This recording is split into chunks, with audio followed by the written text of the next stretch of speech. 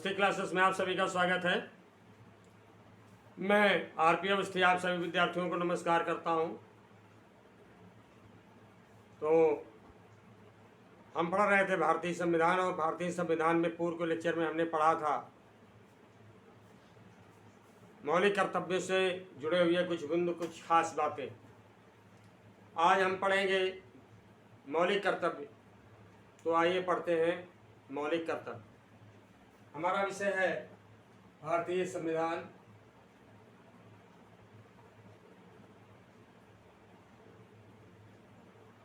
भारतीय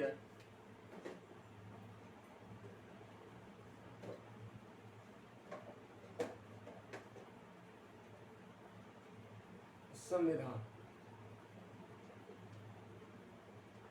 और आज का विषय है, हमारा टॉपिक है मौलिक कर्तव्य।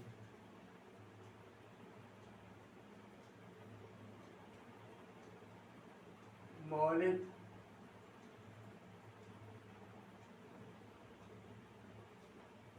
कर्तव्य। तो जब संविधान लागू हुआ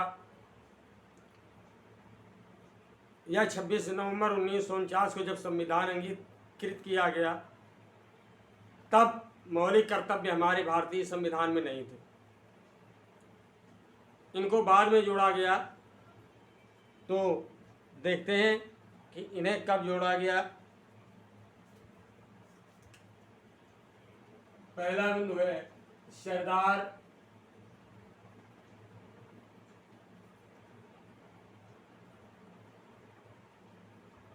स्वर्ण सिंह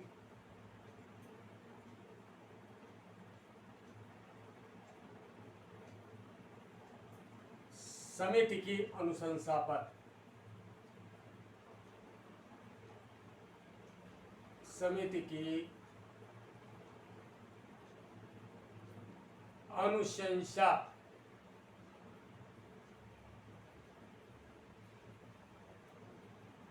पर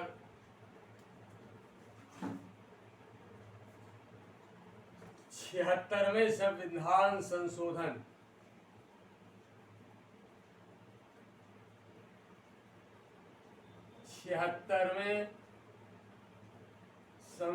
संविधान संशोधन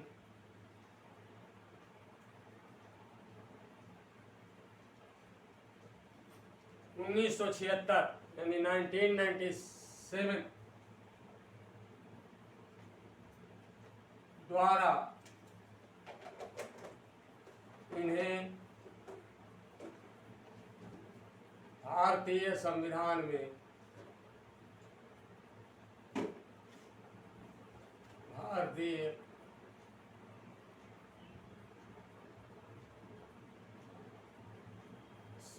में जोड़ा गया।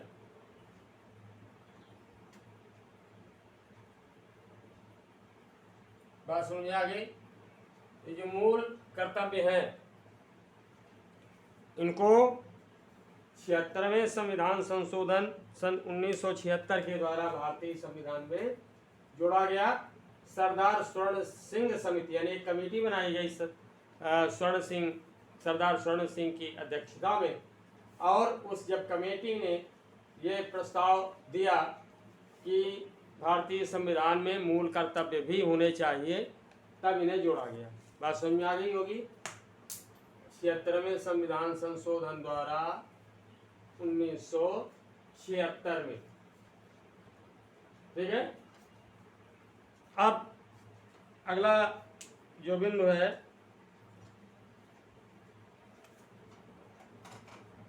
मूल कर्तव्य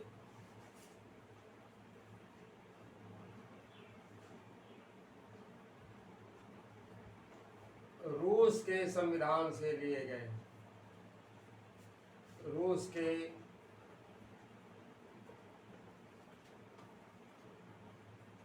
संविधान से लिए गए हैं।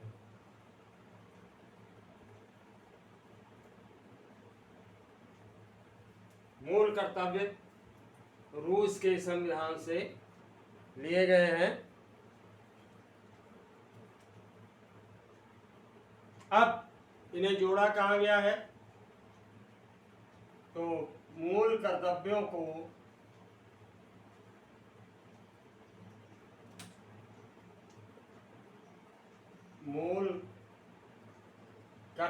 को भारतीय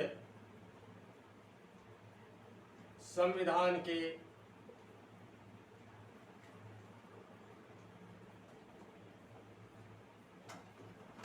भाग 4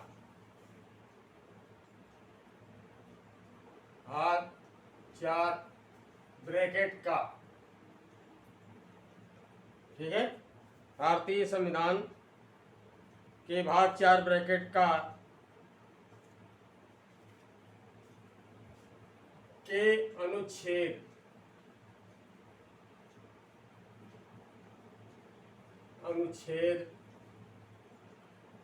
5 ब्रैकेट का में जोड़ा गया है, में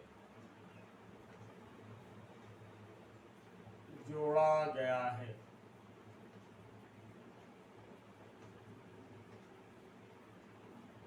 समझा गया? भारतीय संविधान में मूल कर्तव्यों को भारतीय संविधान के भाग 4 ब्रैकेट का के अनुच्छेद 5 ब्रैकेट का में जोड़ा गया है। समझ आ गई बात?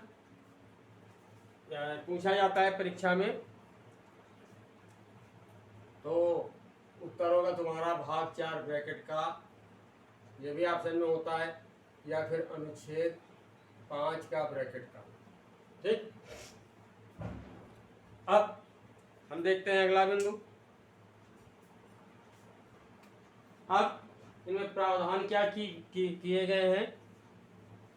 ठीक है, मौलिक कर्तव्य हमारे लिए है क्या क्या? मौलिक कर्तव्य का मतलब है वे मूल कर्तव्य जिन्हें हमें राष्ट्र के प्रति करना है।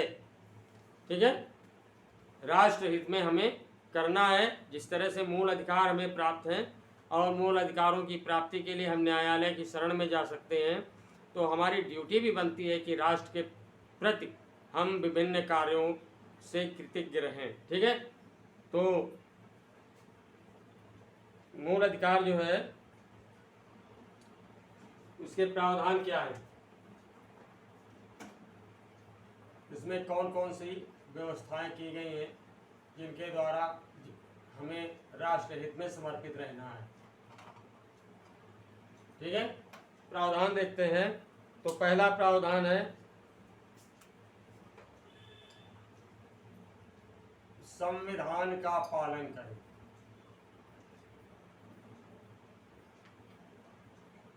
संविधान का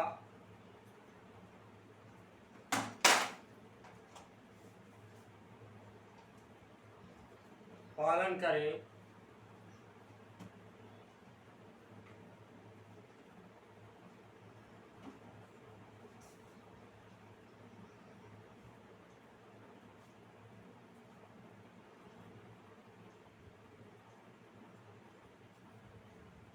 संविधान का पालन करें और जो संविधान के आदर्श हैं, जो संविधान के आदर्श हैं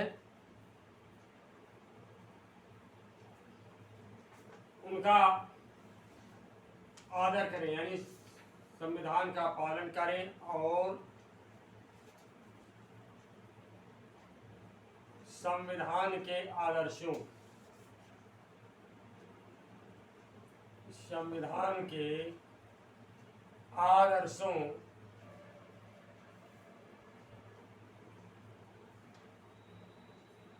आदर्शों यानी कि राष्ट्रध्वज,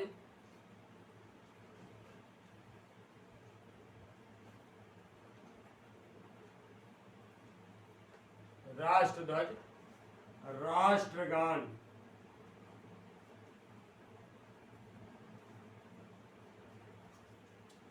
संविधान के आदर्श हैं राष्ट्रध्वज, राष्ट्रगान,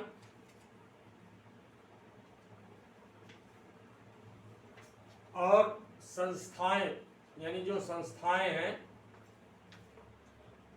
संस्थाओं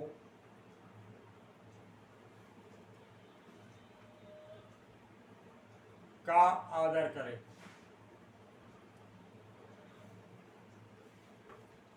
ये हमारा दायित्व बनता है। अब एक प्रश्न उठता है, आप देखे होंगे बहुत बार कि जब आप कहीं सड़क से निकल रहे होते हैं और उस सड़क के ठीक किनारे ही कोई विद्यालय होता है, कोई कॉलेज होता है, स्कूल होता है, यदि आपके निकलने के समय वहाँ पर राष्ट्रगान होता है तो आपने देखा होगा कि बहुत सारे लोग जो है वहीं पर सावधान की मुद्रा में खड़े हो जाते हैं जब तक राष्ट्रगान होता है तब तक। ठीक है, तो हम प्रत्येक भारतीय नागरिकों का ये दायित्व बनता है कि यदि कहीं भी राष्ट्रगान हो रहा है, हमें उसकी आवाज़ सुनाई दे रही है या राष्ट्रगान होता हुआ हमें दिखाई दे रहा है, तो हमें उसी समय सावधान की मुद्रा में वहाँ खड़े हो जाना है। सम्मान करना हमारा दायित्व है, हमें खड़े होना है, बट ये ज़रूरी नहीं है कि हम उसे गाएं भी, उसका गाना आवश्यक नहीं है, लेकिन सावधान की मुद्रा में हमें खड़े होना यानी राष्ट्रगान का सम्मान करना हमें नितांत आवश्यक है, अति आवश्यक है। समझा की बात। अब अगली जो व्यवस्था की गई है वो ये है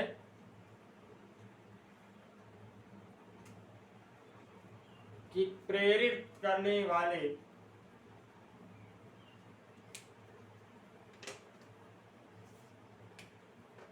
प्रेरित करने वाले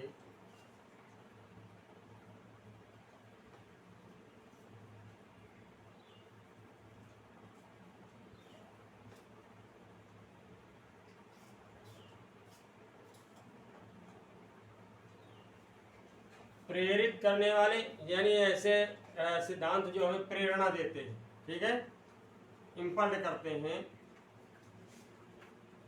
ठीक है, हमें जोश भरते हैं, कुछ करने के लिए हमें उत्साहित करते हैं।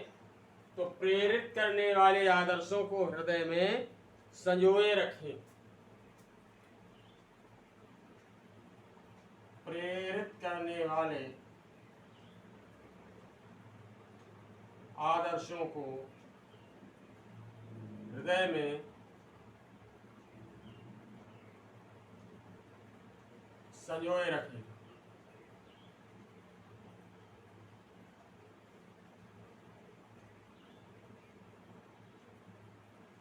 ठीक, प्रेरित करने वाले आदर्शों को हृदय में संजोए रखें और उनका पालन करें, और उनका पालन करें।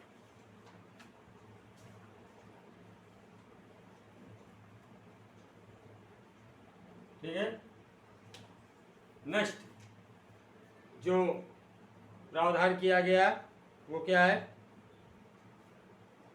भारत की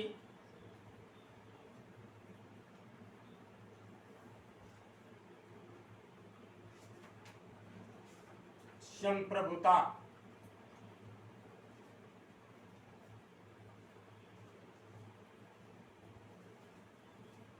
भारत की संप्रभुता, एकता और अखंडता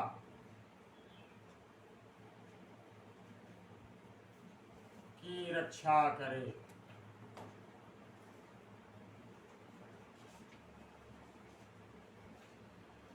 यानी संप्रभुता का मतलब जो भारत की शाख है, समझाया, जो भारत की शाख है, प्रेस्टीज है, समझाया, जो भारत का बड़प्पन है, भारत की जो एकता है। यानी आप देखते हैं कि हमारे देश में बहुत सारे रिलीजन, बहुत सारे बोली भाषा वाले जो है लोग एक साथ रहते हैं। साथ ही साथ आप देखते हैं कि हमारा एक इतना बड़ा विशाल देश है, इतना विशाल देश है जिसमें 29 स्टेट, 29 राज्य और 7 केंद्र शासित प्रदेश है, सब एक सूत्र में बंधे हुए हैं। तो इनकी हमें रक्षा करनी है, इनको एक साथ बनाए रखना है। नोट कर लीजिए इन्हें, ठीक है।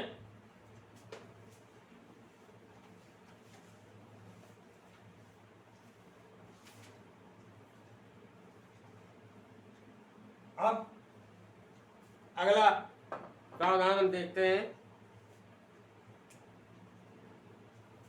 अगला प्रावधान है चौथा, देश की रक्षा करें।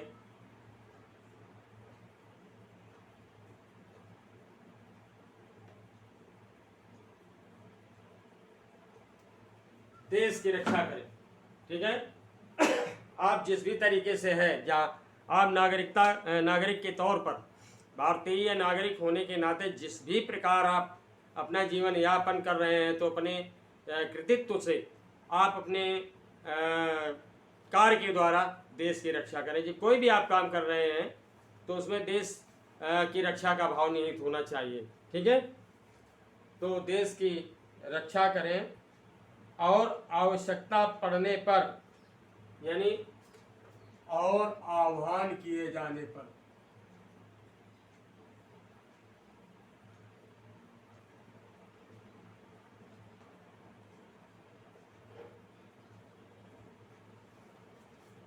आह्वान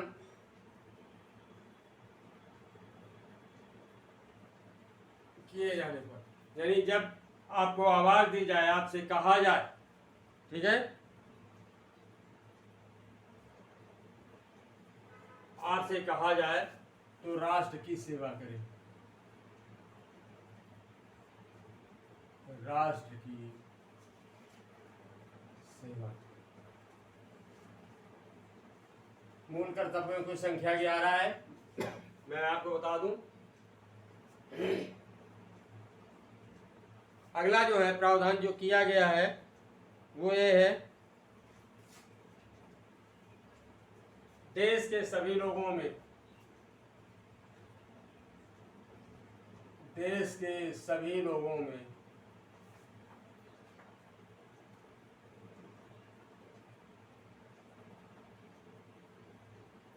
समरसता,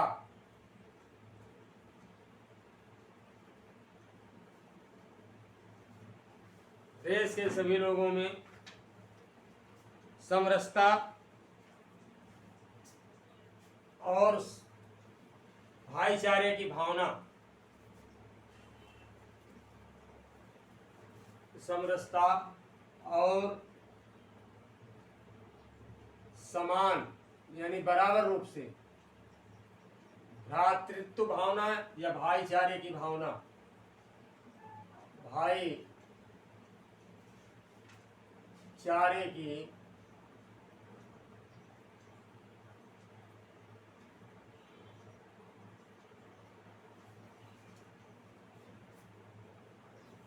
भाईचारे की भावना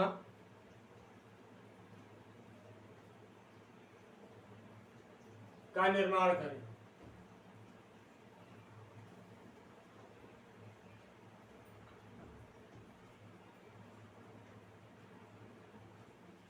देश के सभी लोगों में समरसता और समान भाईचारे की भावना का निर्माण करें।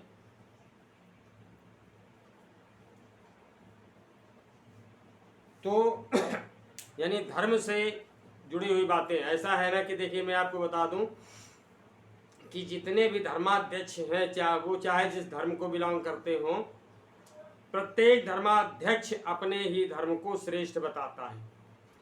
तो उनकी भावनाओं में ना बह करके आपको जो है समरसता बनाए रखनी है, भाईचारे की भावना बनाए रखनी है, प्रत्येक धर्मानुयायी के प्रति आदर सम्मान बनाए रखना है।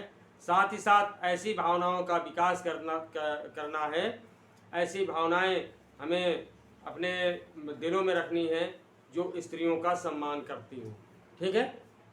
तो अब आते हैं नेक्स्ट प्रावधान क्या किया गया है।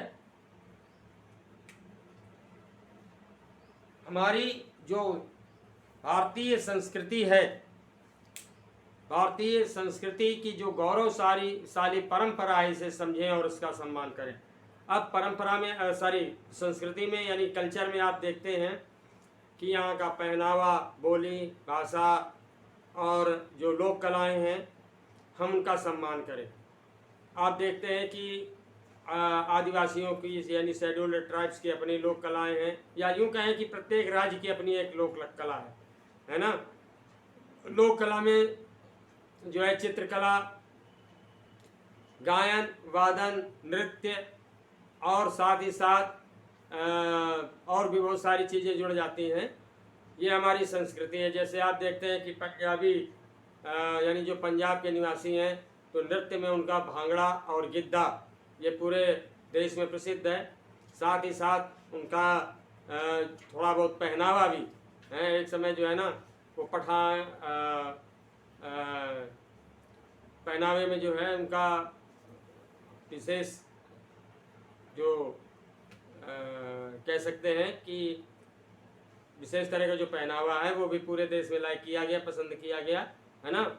इसी तरह से अब वैसे तो कॉमन रूप से आप देखते हैं कि जो एजुकेटेड पर्सन है तो पैंट शर्ट पहनते हैं, ये भारतीय कल्चर बन गया है। बट आप देखते हैं कि जैसे सनातन धर्म में पुजारी वर्ग है वो पीले रंग का कुर्ता और उसी से मतलब पीले रंग की धोती या सफ़ेद धोती और लाल रंग का कुर्ता, इस तरह से ये पुजारी वर्ग पहनता है जो पूजा पाठ करवाते हैं सनातन धर्मी।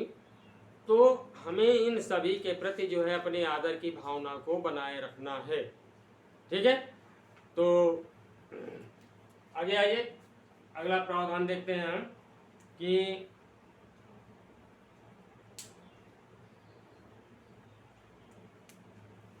भारत की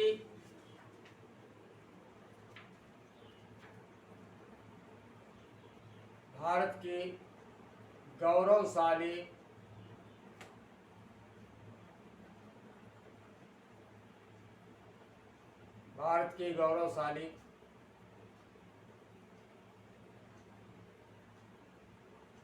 सामाजिक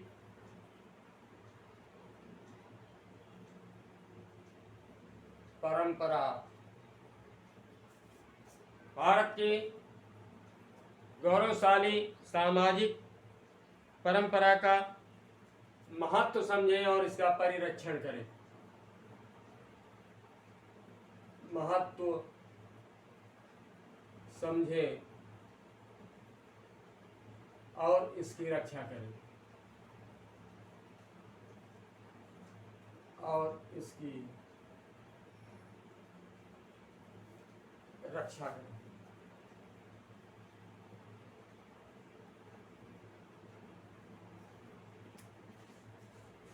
नेक्स्ट है जो प्रावधान, वो देखिए नेक्स्ट प्रावधान क्या किया गया है कि प्राकृतिक पर्यावरण की रक्षा करें।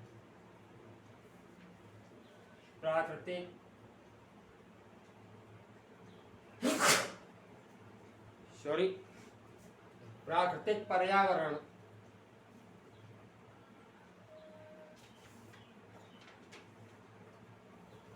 की रक्षा करें।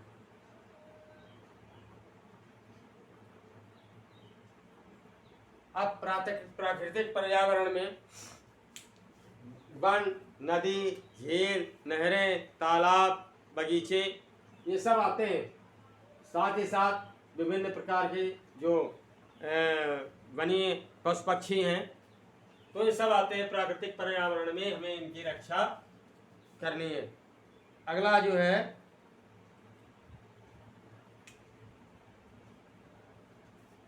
वैज्ञानिक दृष्टिकोण।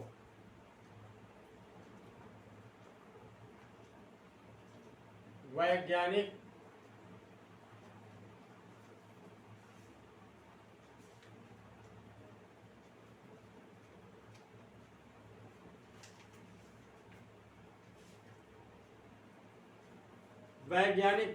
दृष्टिकोण मानववाद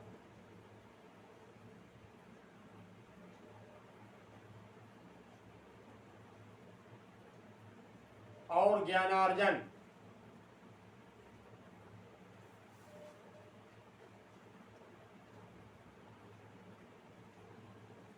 वैज्ञानिक दृष्टिकोण मानववाद और ज्ञानार्जन एवं सुधार की भावना का विकास करें, एवं सुधार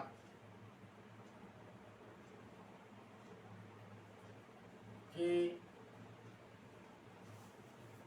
भावना का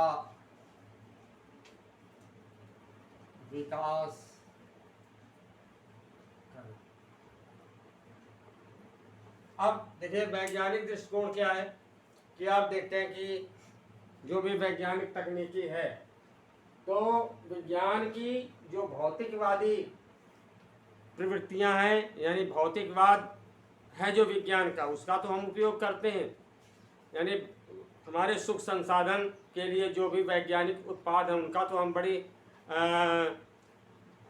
प्रफुल्लता के साथ, ठीक है, बड़ी खुशी के साथ उसका स्वागत करते हैं। जैसे फ्रिज है, हमारा ओवन है और बहुत सारे उत्पाद हैं, पंखा, कूलर, टीवी, एसी हैं, इनका सबका तो हम बड़ा स्वागत करते हैं।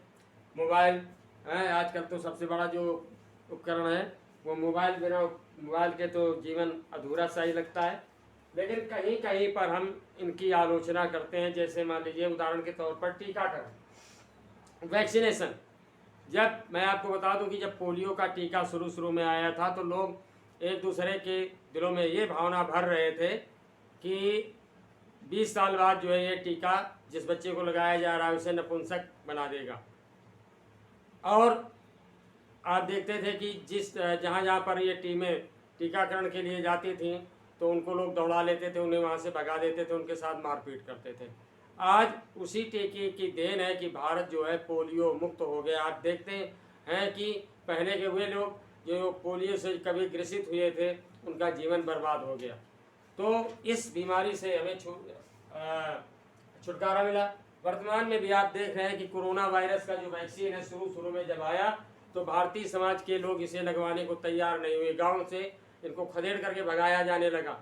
एक अफवाह उड़ाई गई कि जिसके भी टीका लगाया जाता है वो मर जाता है, लेकिन आज तक ऐसा हुआ नहीं। आपने देखा होगा कि पहला डोज लेने के बाद या दूसरा डोज लेने के बाद बुखार तो अब भले आया हो या बॉडी में पेन रहा हो, बट किसी की डेथ नहीं हुई है। तो इस तरह की अफवाहों को उससे हमें बचना है, यानी वैज्ञानिक दृष्टिकोण को अपनाना है और इसका विकास भी करना है। नेक्स्ट हम प्रावधान देखते हैं। अगला प्रावधान क्या है मौलिक कर्तव्यों में कि व्यक्तिगत और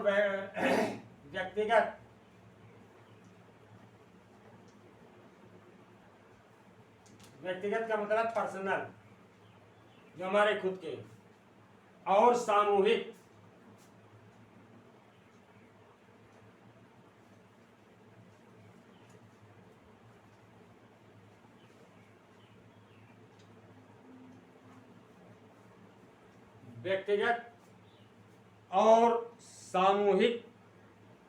गतिविधियों के सभी क्षेत्रों में, सामूहिक गतिविधियों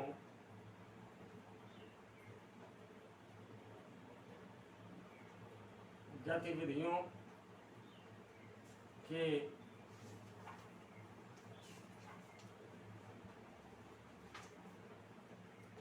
सभी क्षेत्रों में, व्यक्तिगत और सामूहिक गतिविधियों के सभी क्षेत्रों में उत्कृष्ट कार्य करें और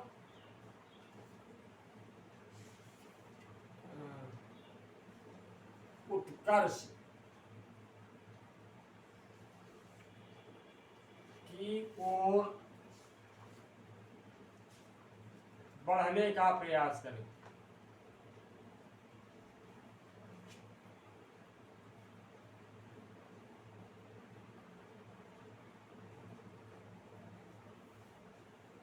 ठीक है, व्यक्तिगत और सामूहिक गतिविधियों के सभी क्षेत्रों में उत्कर्ष की ओर बढ़ने का प्रयास करें, जिससे क्या है कि हमारा राष्ट्र जो है सफलता की नई ऊंचाइयों को छू ले। ठीक है, ऐसा प्रयास करें व्यक्तिगत तौर पर और सामूहिक तौर पर भी कि हमारे प्रयासों से हमारा जो राष्ट्र है वो नई ऊंचाइयां छू ले। अगला है प्रावधान, वो ये है सार्वजनिक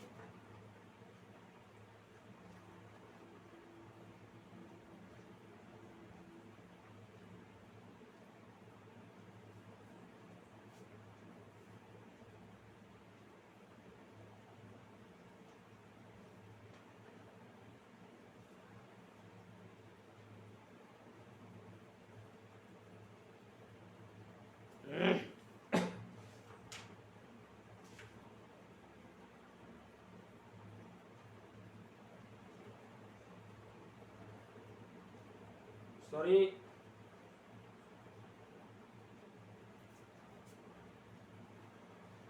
अगली जो व्यवस्था दी गई है वो ये है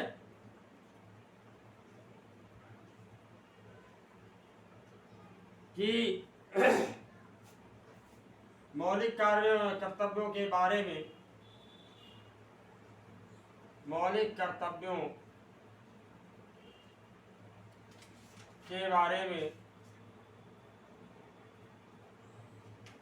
न्यायालय आदेश जारी कर सकता है। ठीक है, आदेश जारी कर सकता है।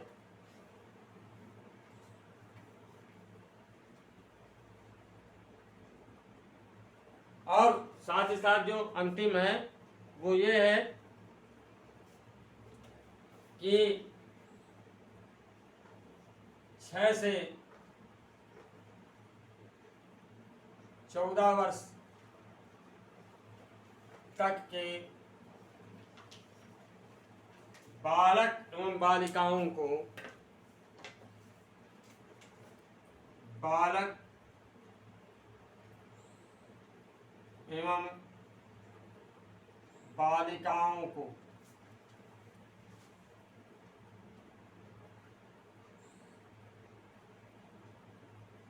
शिक्षा प्राप्त कराना, ये अनिवार्य है, कंपलसरी है। यानी कोई भी बालक या बालिका हो उसे घर में नहीं रोका जा सकता है। अगर वो 6 से 14 वर्ष के बीच का है तो उसे प्राथमिक शिक्षा दिलवानी ही दिलवानी है। ठीक है, तो ये हो गए हमारे मूल कर्तव्य या मौलिक कर्तव्य। तो आज आपने मौलिक कर्तव्य के बारे में पढ़ा। इनसे भी क्वेश्चन पूछे जाते हैं कि इन्हें कहाँ से लिया गया, इन्हें भारतीय संविधान में कब जोड़ा गया, इनकी संख्या कितनी है, और ये जो आपने पढ़ा बालक एवं बालिकाओं को शिक्षा प्राप्त कराना, ये है हमारा 86वें संविधान संशोधन के द्वारा, 86वें संविधान संशोधन द्वारा।